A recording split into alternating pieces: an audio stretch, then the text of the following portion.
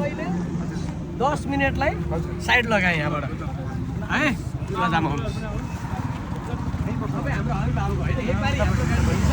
poster हिँड्छ लजामा आउनु तपाईँलाई मैले स्वच्छ रूपमा हाम्रो भविष्य हो नि त तपाईँहरूको त भविष्य हामी हो नि त होइन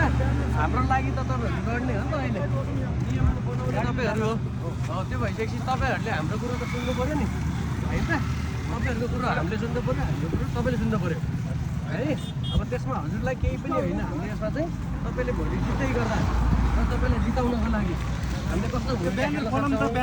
अनि त्यहाँबाट बस्नु भयो त्यो यस्तो देखिने माथिको मात्रै खोल्ला है अगाडि हाम्रो ब्यानर छ हाम्रो अनि हाम्रो कुरो तपाईँलाई अब सशक्त एउटा राखेँ अनि म टुङ्गाइदिइहाल्छु हामी सबैजनालाई भेटाएको हाम्रो चाहिँ यो खासमा चाहिँ युवा प्रतिनिधि संवाद तथा सम्झौता सभा खुल्ला निमन्त्रणा हो हामीले यो हजुर जेनजीको हामीले भेन्यू पनि राखेको थियौँ केउरेनीमा तर अब आजको त सबैजनाको कार्यक्रम यस्तो छ त्यो हुँदाखेरि तपाईँहरूलाई डिस्टर्ब नगरिकन हामी आफै भिडेर तपाईँहरूलाई भेट्दै गरिरहेछौँ अब यसमा होइन हामी नै भोट हाल्छौँ तपाईँलाई हाम्रो माग पुरा हुनु पर्यो हामीले गरेको मेन आन्दोलन यो सरकार किन बदलियो यो सरकारले यति छिटो किन चुनावमा केन्द्रित किन भयो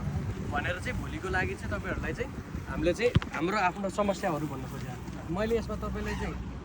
कपी पनि उपलब्ध गराएँ है अब यसमा चाहिँ हजुरलाई मैले दुईवटा मात्रै बुझा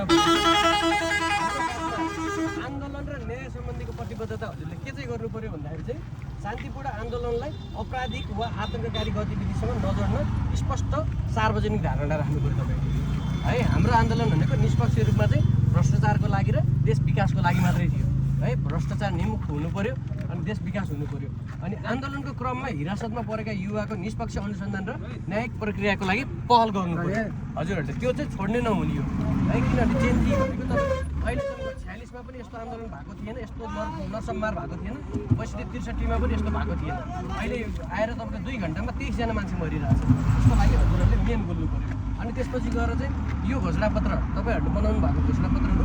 हाम्रो जेनजीको घोषणापत्रमा चाहिँ के उपलब्ध गराउनु पर्यो भने तपाईँले यो घोषणापत्र सार्वजनिक दस्तावेज हुनेछ है हाम्रो मुद्दाहरूलाई सार्वजनिक तरिकाले हेर्नु पर्यो तपाईँहरूले निर्वाचन परिणाम पश्चात पनि प्रभावकारी हुनु पर्यो यो निर्वाचन अगाडिको लागि मात्रै होइन है त्यो कुरा ख्याल गरिदिनु पर्यो अनि उल्लङ्घन भएमा यदि हजुरहरूले पनि हाम्रो कुरा सुन्नु भएन र हाम्रो चाहिँ माग तपाईँहरूले बुझ्नु भएन र हामीलाई नै बिर्सिनु भयो हाम्रो आन्दोलनलाई बिर्सिनु भयो भने चाहिँ फोरमले सार्वजनिक बहस जनदबाव र प्रचलित कानुन अनुसार उपचार खोज्न सक्नेछ उहाँहरूले चाहिँ त्यसको लागि चाहिँ हजुरले चाहिँ यसमा चाहिँ ल जेनजी भाइहरू तपाईँहरूले गर्नुभएको कुराहरू जायज छ आन्दोलन जायज हो त्यो जायज आन्दोलनमा चाहिँ हामी चाहिँ कसरी भूमिका निर्वाह गर्न सक्छौँ हामी गर्छौँ तपाईँहरू ढुक्क भएर हामीलाई भोट हाल्नुहोस् भनेर तपाईँले एउटा सानो 2 मिनटको प्रतिबद्धता जनाएको ठिक छ धन्यवाद सबै नवयुवा यसो थोरै अहिलेको भाषामा चाहिँ जेनजी भनिएको छ युवाहरूको आन्दोलन असाध्यै जायज हो देशमा 35 वर्ष राज संस्थालाई हामीले जुन व्यवस्थाबाट देश अगाडि बढिरहेको थियो राजाबाट अब गणतन्त्रको बाटोमा लगियो भने देश अझ फड्को माएर अगाडि जाला भन्ने सोचका साथ अब विभिन्न राष्ट्रहरूले नेतृत्व गर्नु